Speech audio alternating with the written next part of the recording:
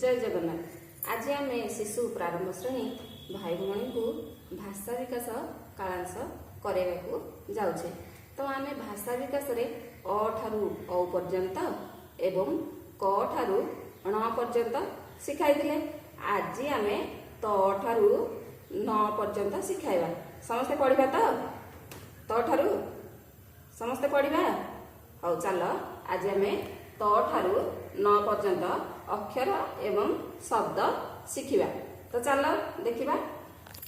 त पाई तल, तप तरल,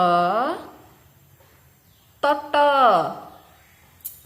थ पाई थर थर, थ पाई थर्मस, द पाई दमकल, दर्पण, दर्शन।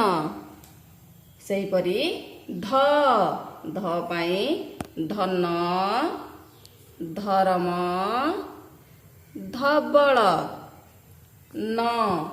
न पाई नख, नल, नगर, नरम।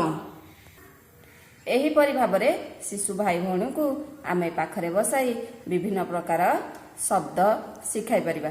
धन्यवाद। जय जगन्नाथ।